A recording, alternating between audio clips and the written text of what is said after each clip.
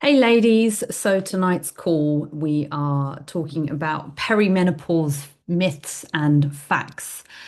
So this call, I just want to kind of start by saying it's not giving you any sort of specific diagnosis in terms of where you are right now, but some of these things might resonate with you.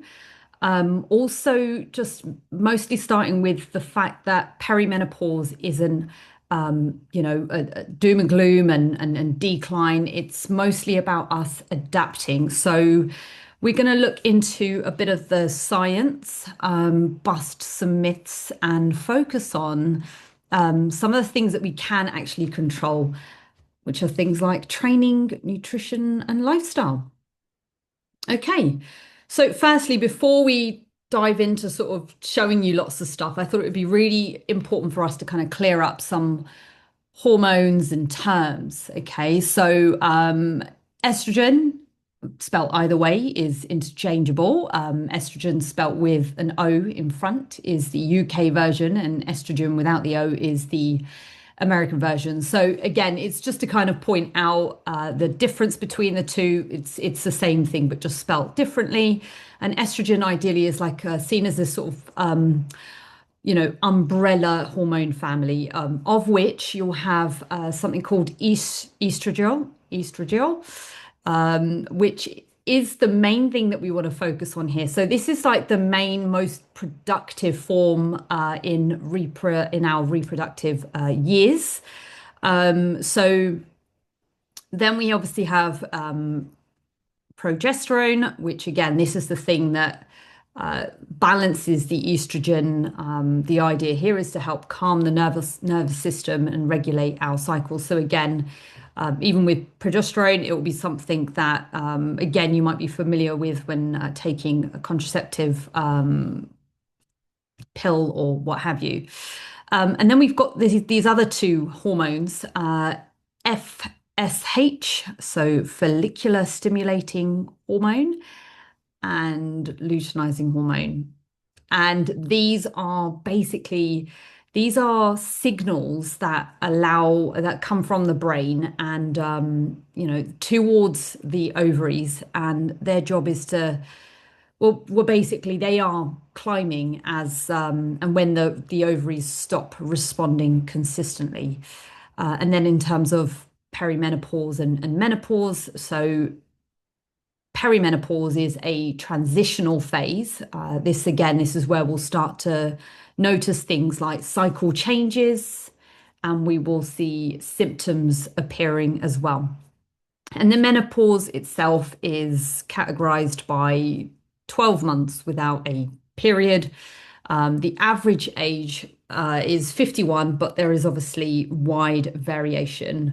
And here we go. Okay, ladies, just as you enter, just try and stay muted. Okay, so moving forward. In terms of the diagnosis and how do you know? How do you know that it's your perimenopausal?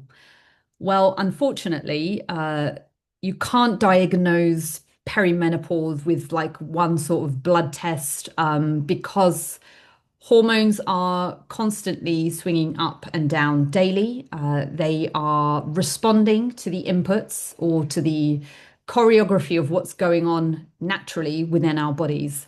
So, when you are going to the doctors, they will rely on symptoms and your general menstrual cycle history. And then obviously, as we know, the menopause is where you've reached the point where you've gone 12 months without a period.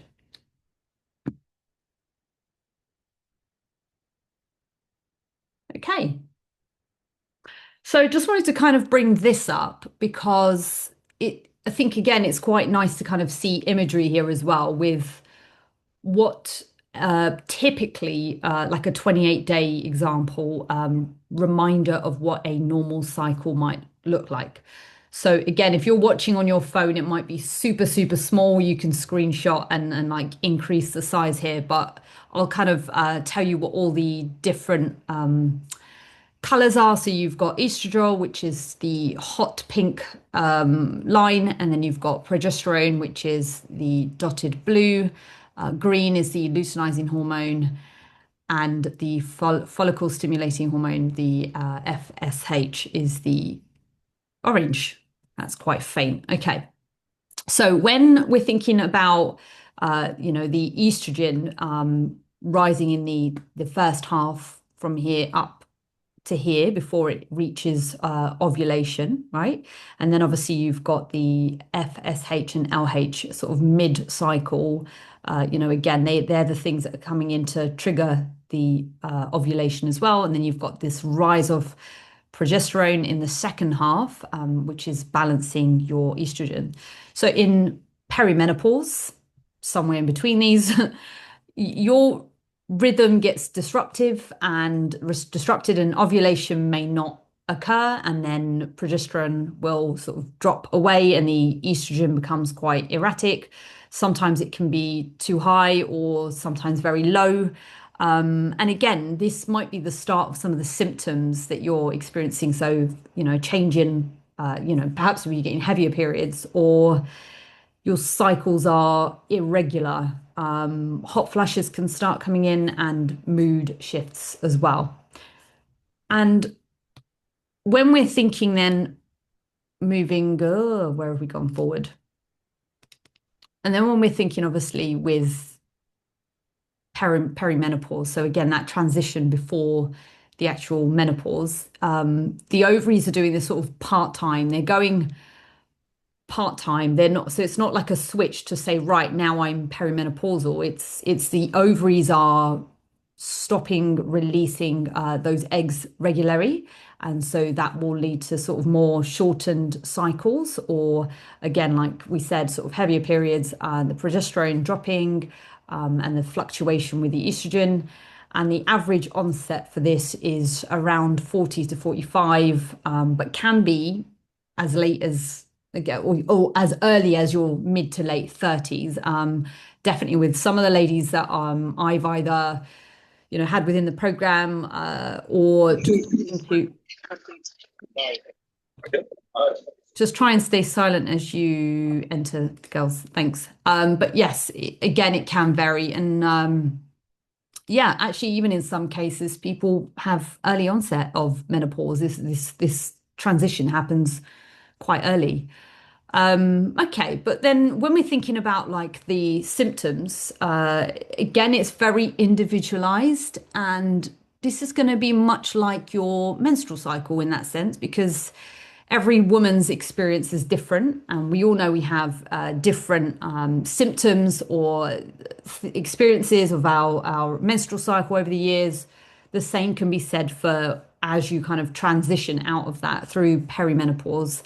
You might have lots of symptoms, or barely any. So again, just to kind of point out that these are all valid. You don't have to have every single tick box to know that there's changes occurring, and also more importantly to get support as well.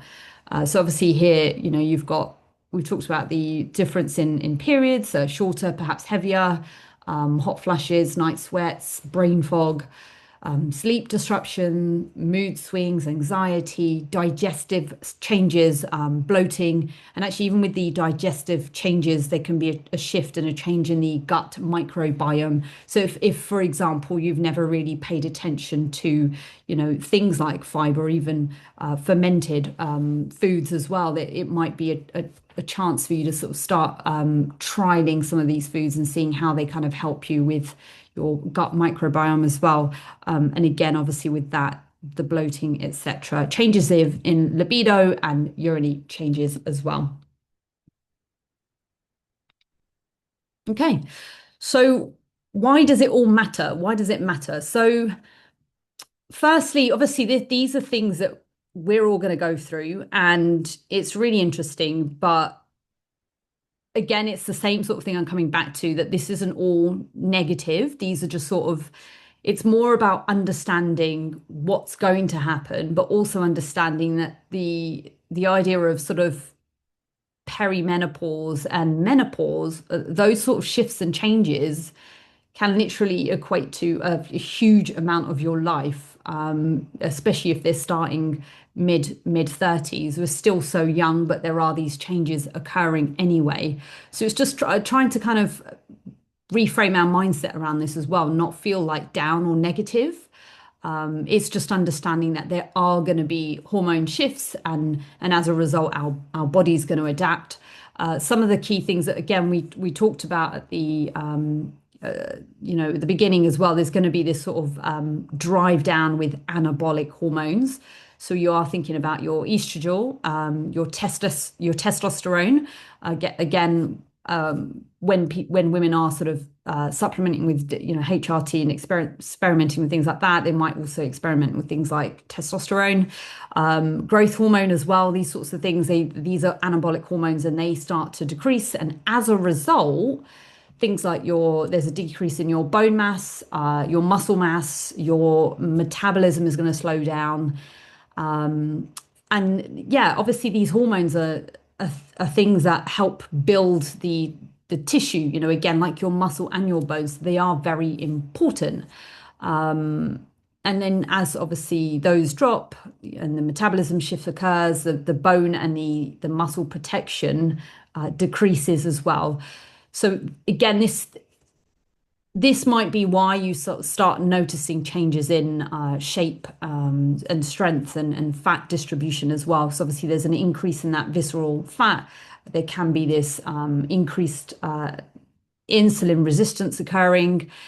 And yeah, kind of thinking about what, the age that we are right now, again, wherever you are right now, whether you're sort of mid 30s, late 30s, early 40s, late 40s, what have you, we're in this sort of prevention window, if you like. So it's kind of thinking about how we operate within this window and how that's going to help affect our health in our 50s and thereafter. So all the decades ahead, and it's all about what we're doing right now. So if this is near for you, it's important already, but if you feel like this is so far away from you and you're like, oh, what are you even on about? I'm not at that stage, and it's so long away from me. It's still really important that as women, why it's so important for us to consider things like, our bone and also our muscle as well, our muscle mass and muscle tissue. So yeah, this is again a sort of another graph that I've picked out here from some lecture notes as well. So Dr. Nikki Key, she's awesome. And you've got the growth hormone. So obviously you can see here, 10 years old, it's massive. Obviously that's going to start to decline. It's still there, it's still present, but it starts to decline as you sort of age, right? And then you've got estradiol, it's got that increase, and then that goes for that steady steep drop. And obviously that's going to be down to the menopause. And then obviously testosterone naturally as well. As we get older, that starts to stave off as well. Okay, kind of thinking about myths now, right? So firstly, perimenopause. Again, you might hear this, that perimenopause, and it's this inevitable weight gain. This is the answer. This is why it's all happening. This is the only thing. This is it. I'm going to become, or I'm going to go through perimenopause, and all of a sudden I'm going to have this inevitable weight gain. Yes, so not true. However, we some of the things that we need to kind of know is that, again, hormones, the change in hormones is not going to equal your destiny, right? That's not going to be now all of a sudden there's this shift, so that's it, you're just going to have this weight gain. Not true. Yes, we know there's going to be fat distribution shifts. Again, estrogen, the changes within that, it's going to shift fat more towards, or fat storage towards our belly. So again, it might be where you start to notice, maybe if you didn't have much fat around there, it's suddenly all of a sudden it's appeared, right? But yeah, one thing that we can do is obviously affect, we know that we can, lifestyle can have a huge effect on some of these changes. So again, our sleep, nailing our sleep, reducing stress, thinking about our food choices, and how our training is ultimately going to help our muscle mass. These are going to be bigger drivers than just the hormones alone. So it's all about the inputs as well. And myth two, you can't build muscle in your 40s. So obviously, we know that, I guess, a lot of the information or data previously might have been that, oh, all of a sudden when you hit your 30s, your muscle mass is just gone and you can't build anything. Well, it's simply not true. I think the real hardened effects of not being able to build muscle mass probably don't really affect us until much later. Again, this is obviously going to affect what we might have been able to do before, but again, this is why doing things like strength training are going to be really important, and also protein. You still need to pay attention to it. So it's not like completely out the window that you can't build muscle. You can build muscle. There are people sort of living and breathing that sort of well in their 50s and 60s, and they're showing that they were, as individuals, they're actually in better shape. They more muscly than they were maybe in their 20s. So it just shows the power of things like strength training and protein as well. And then obviously, again, with the declining estradiol, as we've mentioned already, there's going to be a greater need to train smarter. So protecting bone metabolism and shape as well. Okay, so here's a sort of another graph that I thought I'd pull up for you. So this sort of graph is showing the link between the estradiol and the bone health and the lifespan. So again, when estradiol is stable, the bone is protected. Okay, so as you can see here, and as it declines, your bone density is going to drop sort of as you get older. And so this is why, again, women typically, and obviously in this graph as well, a variation of estradiol over lifespan. So obviously, as you kind of hit perimenopause, that phase, and as the menopause hits, this is why, if the bone health is decreased, this is why you're going to have that risk of, or higher risk of, osteoporosis midlife and later. But not all bad news, okay? And might feel like, oh my God, what are you singing to me here today, Richu? But this is another sort of reason why it's really important being on this program, because things like strength training and, thinking about how your protein is going to affect your muscle retention as well as building. Again, things like vitamin D, as we know, are really important to protecting bone and muscle as well, even as those hormonal shifts occur.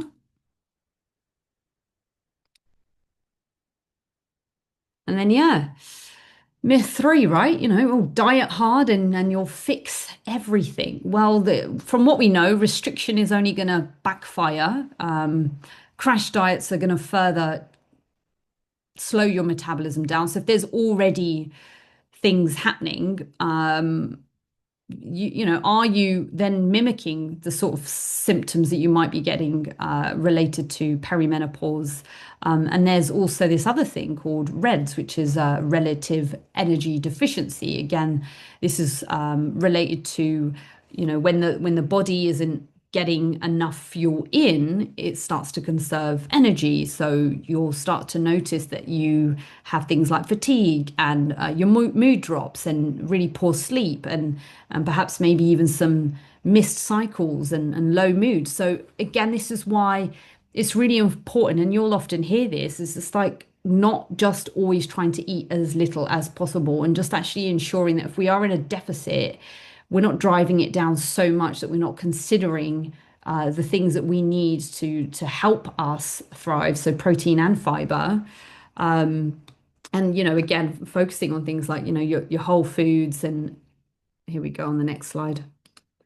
Protein and fiber and whole foods and plants as well. Again, questions around protein powders, they can be helpful, especially if they're going to help bridge that gap. And this is more related to busy lifestyles. Okay, it would be great if we could all, cook everything from home and ensure that everything was, meal prepped all the time. But these little small things are there to help us fill in the gaps. And there are different types of protein powders out there as well. Ones that are typically marketed, in a certain way. Maybe they've got loads of fillers in, perhaps maybe some additional um, supplements within there that again might not be the best, but there are always more natural versions available out there. So whether you're going for whey or you're going for a plant-based option, again, plant-based options, I think like Vivo is probably one of the, you know, cleanest in that sense. They've got um, protein is again sourced. There's so many different ways it's sourced through brown rice, through quinoa, through pea protein. It's not always going to be soya, and it's just sort of things to bear in mind that we can still use it as a tool. And we kind of think about nutrition here and thinking about the foundations of nutrition. This is the stuff that's going to help us, right? It's going to help us thrive as we kind of navigate this sort of period of perimenopause, the 4 to 8 years or what have you. It's going to be really important that we are ensuring we're hitting our protein targets. So you'll often see me sit or mention that, the government recommendations are sort of zero point 0.8 grams per kilo of body weight, but that's just normal function, right? When we start thinking about retaining muscle mass, building muscle mass, applying extra stimulus via strength training, we obviously need to try and satisfy those needs as well. As you get older as well, the demand for protein is higher, especially if we're trying to delay things like sarcopenia, which is actual age-related muscle loss. Protein is super important in that respect. So 1.6 grams to 2 grams or 2.2 actually in some cases is ideal. But if we kind of think sitting somewhere between government RDA and the zones for muscle building of 1.6 and upwards, 1.2 is kind of like a nice starting base. And again, this is related to what your current body composition is as well, because sometimes shooting straight up for, 2 grams of protein per kilo might feel like a huge step. So it's always best that we kind of look at these things and look at increasing them and those values slowly. So, we could start with 1.2 grams and then slowly start to increase that as well. Again, especially if we're doing things like driving down calories slightly to apply a deficit.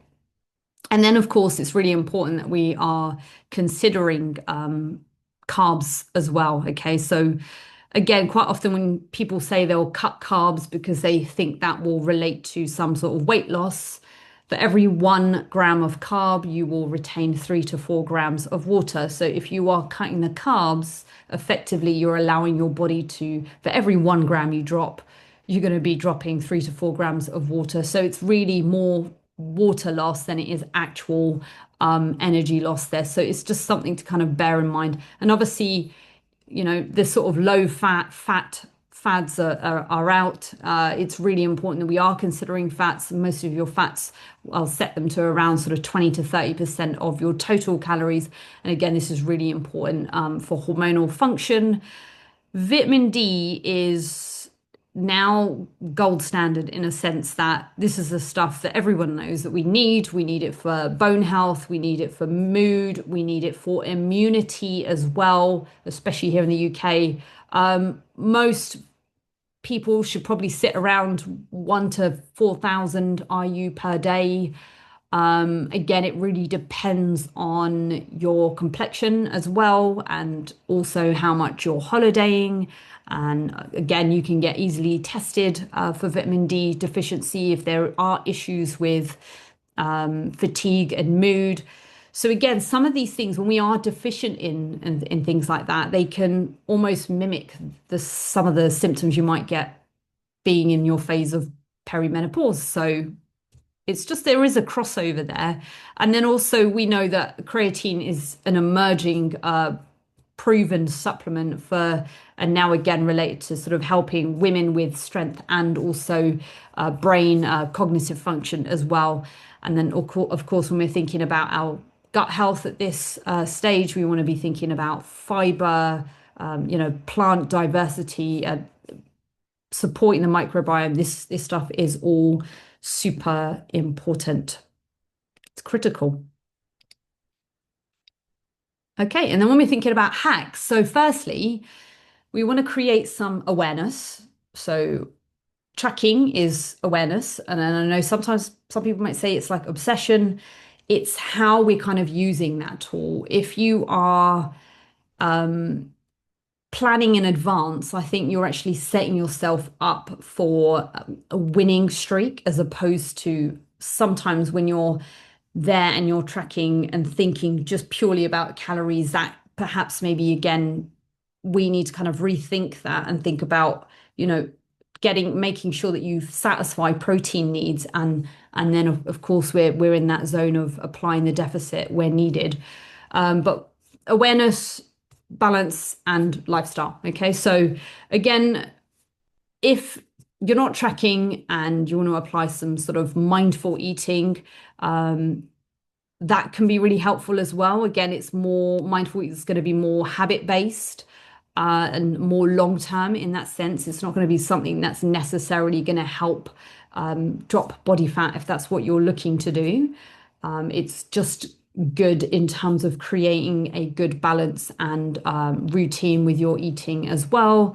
Not being distracted as well. Things like, sitting in front of the telly, maybe eating fast, trying to eat at your desk, those sorts of things. And then again, as we sort of mentioned as well, hacks, you've got things like bars, shakes, and again, applying different swaps.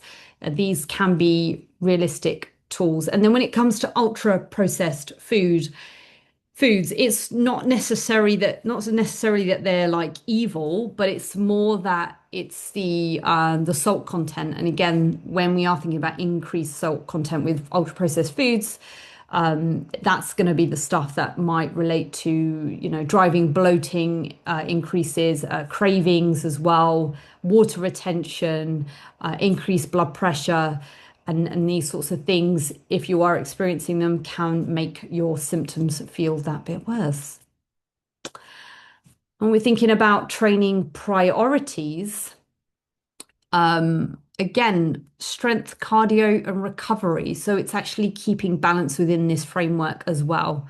So obviously, we've got strength there to preserve muscle, help with our bone health as well, and help drive our metabolism as well. And then when we're thinking about cardio, cardio protects your heart and helps reduce the insulin resistance.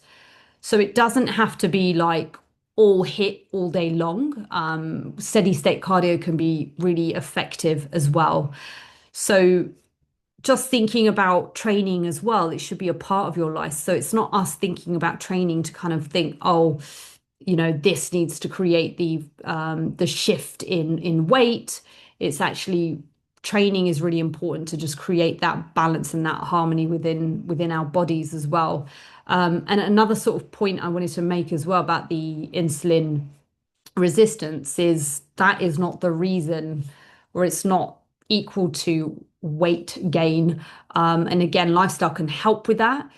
Typically, insulin resistance is just, again, it's more of a blocker with the cells are not responding to the glucose disposal. So that again is a different conversation around that as well in terms of the reasons why it's happening.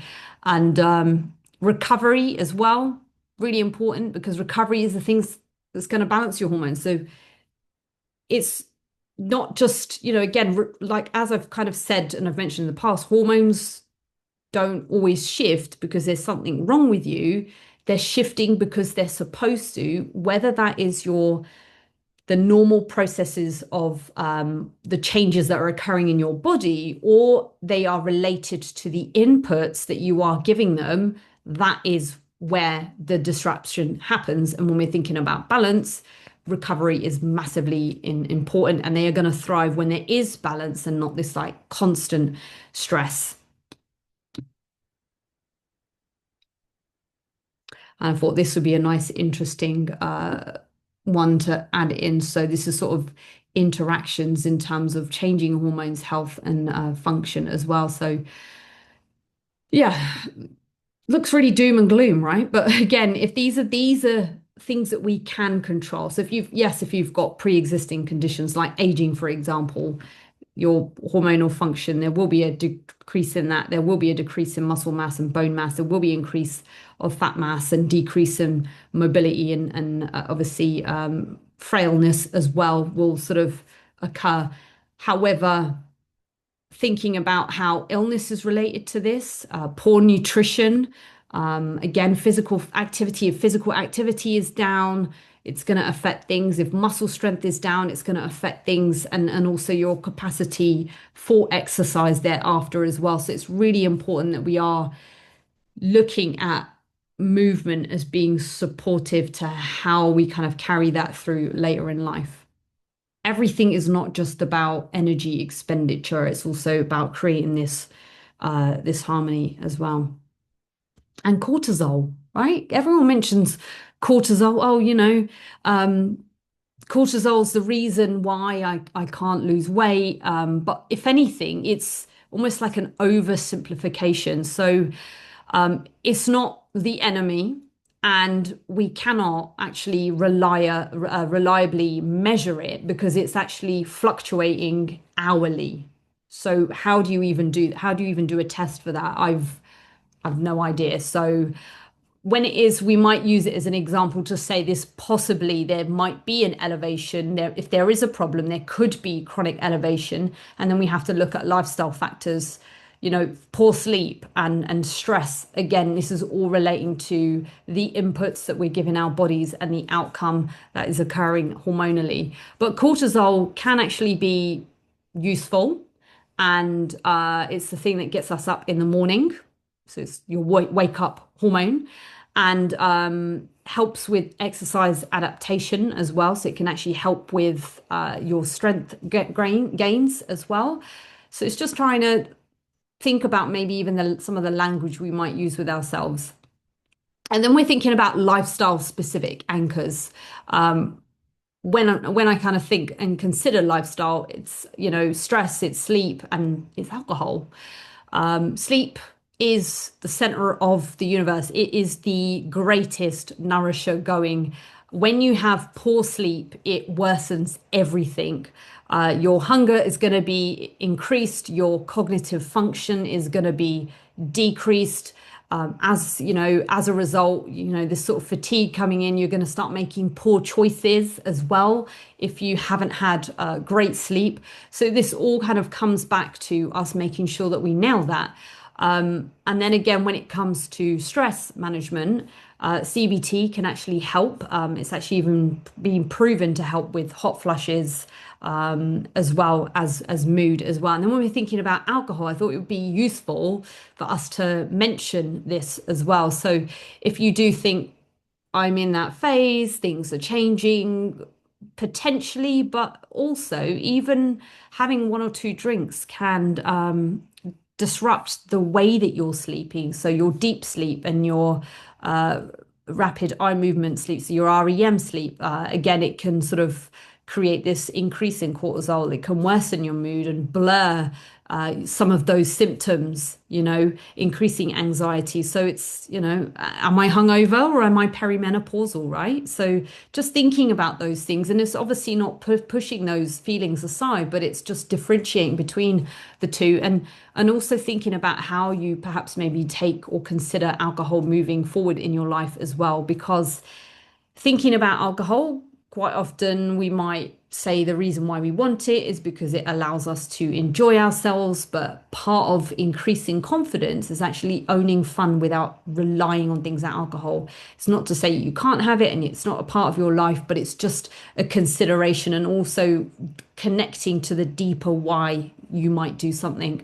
I've mentioned Huberman over here because there's a neuro scientist that I listen to on Spotify called Andrew Huberman, and he is like amazing. And he's got this really cool episode all about alcohol. And I listened to that back in January. I already had my feelings about alcohol, and it just shifted things. And I'm like, I actually no longer want it a part of my life. So if you want to listen to that and you're open-minded about that, then thinking about how that kind of carries you forward as well through these phases is a consideration.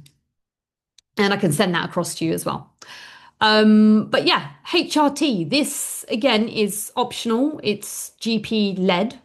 It's not your first line, but it can support. And again, this is something that your GP can help you with. It's again, it can help with the sort of symptoms that you might be experiencing with your hot flushes and your night sweats, and maybe even help anchor down the sleep pillar. If it's something that helps with your sleep, maybe that's going to help everything else in terms of how you function. It can help your mood, bone health as well in that sense. And it's also very trial and error. It's very individual. You don't just kind of go, right, I'm going to go on this one formulation and that's going to help me. There can be, from what, not me personally, but from what I understand with other people as well that are taking HRT, it's kind of finding out what kind of suits them better. But yeah, lifestyle is always going to be the foundation and the base for sure. And when we're thinking about time frames, so perimenopause, as we've sort of said, 40 to 45, lasts around approximately 4 to 8 years. Menopause defined as the sort of 12-month period, 12 months without a period, average age of around 51. Again, there's variations with that. And then post-menopause will follow. Again, even if you are post-menopause and you've had that definition of your, no period for 12 months, you might still have symptoms whilst your body adapts, but it's part of life, right? It's gradual and it's not just this switch that just happens. It's not an off switch where your ovaries go, right, that's it. It's something that just kind of tinkers on in the background. So, yeah.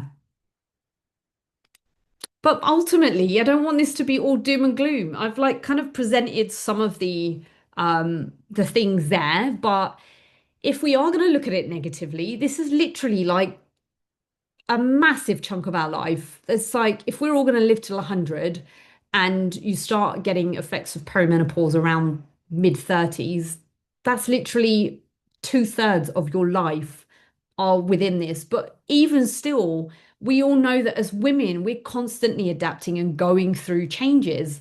Again, we went through changes when we got our menstrual cycle, and again, seeing, how things have changed when, if for those of you that have had children as well, there's been changes within your body. So it's just something that we create an acceptance with, and we go, right, this is like a stage, and an opportunity.